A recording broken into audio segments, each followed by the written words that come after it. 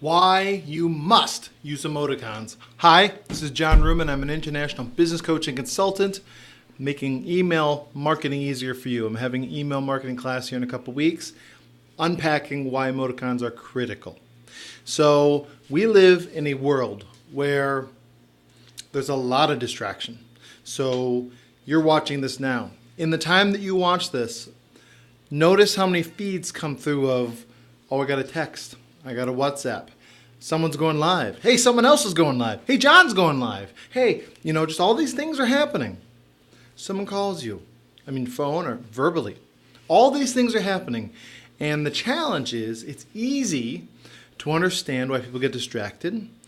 And when we read, we lack the patience that we may have. I'm sure it's frustrating to many people who are kind of the particular people who read every line. When they do any sort of marketing now, it's important that you do what is minimal and the most visual. So what an emoticon does in a subject line or within an email itself, it's a visual reference point. So people, when they read email, it's important that certain things stand out, and it has to represent something of an emotional or relational aspect for the person's mind. So if you're watching me so I have a couple people watching me. So Caribbean, good day, how are you? So if you're watching this on Facebook, you say I actually use an emoticon in this, and I use, it looks like a city in the sunset. So that gives you a certain reference point. I could put someone arms up cheering. I could put, I don't know, like a picture of a dog. But the point is you can use these to help the person get a quick reference. What is this about? And what it allows you to do is be more effective to getting the message across. So if you have a message, even a text with emoticons, but again, we're using this for email marketing, but anything that will allow you to leverage the visual reference point of the conversation will make it so you have more impact and more people will actually pause, but that's what they will see because we are visual animals. When you write email, for example, text only is great because it does force people to read. People can get very lazy with literally a visual, like a cascade of almost like a portrait series of photos. It's nice, but it's not the same thing as just reading text. But when you have an aspect of visual reference, photo, emoticon, it brings people to, because we're very visual, and that is why, for me as a guy, and I am the kind of guy who's I'm a guy's guy, okay? I'm happy to go and watch sports. I'm happy to go do a lot of stuff so I don't necessarily want to paint all day. All right? So I am not the kind of person who is drawn to emoticons, and I'm not here to put them down or anything, but I understand them as a leverage tool and a method of communication. So I won't use them all the time. When I send text messages, I don't get an LOL from John. I won't use short, that's just not the way I speak. And again, I respect the modern culture. I'm not here to say I want you to do what works for you. But you must leverage intelligently placed, strategically placed emoticons in whatever you're doing so that you have the highest value. Hey, Elia, how you doing? And what that does is it allows you to have the most impact. Full stop. It's as simple as that, which is why it's beneficial to subject line must have an emoticon, at least one, minimum. And when you email subject line must have an emoticon. The body of the message, if it has certain visual points or things you want them to stop and look at, bullets are nice, but use emoticons that represent a similar thing like the check mark or pins or whatever, and people will see those points and they'll stop and reference what is next to them because of our visual part of ourselves. It actually makes it very easy for to be read. So that is an important aspect that I would leverage to your advantage.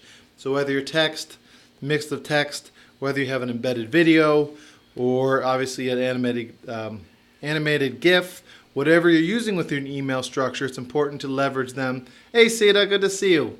It's good to leverage them to your benefit. So what are you doing now to improve the use of emoticons in your communication?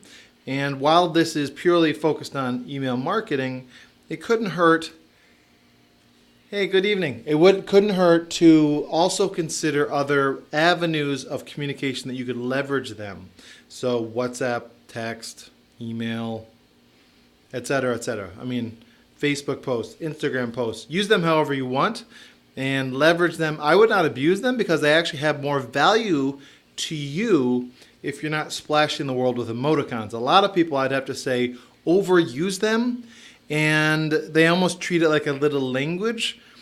The way I would personally suggest people use emoticons is like swear words. They are not something. My phone is having an alarm. Isn't that great? Hold on. Sorry guys, I had an alarm go off on my phone. Okay, I would leverage the use of emoticon like a swear word. In other words, sparingly, strategically. So don't just blanket silly little cute things. Happy, sad, or sorry, angry. That wasn't sad. I'm sad. Whatever the emotional, people use them, they spray the world with them and they lose their impact.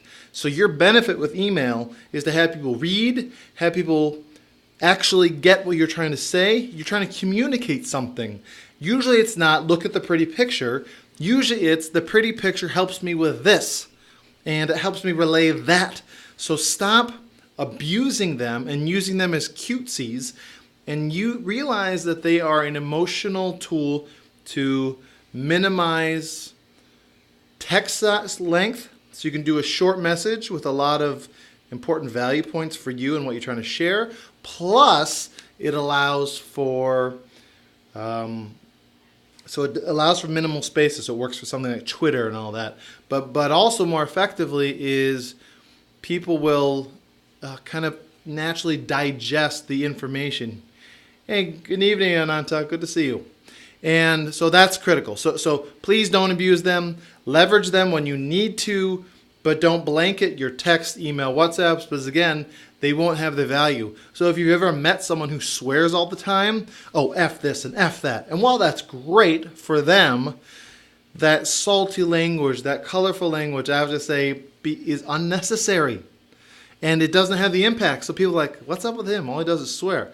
Whereas someone who only swears when it matters, you listen to them, you're like, man, boy, they were really pissed off. I've never heard them talk like that. You guys know that person? So it's important that you don't abuse these things for exactly that reason. So think of it as swearing.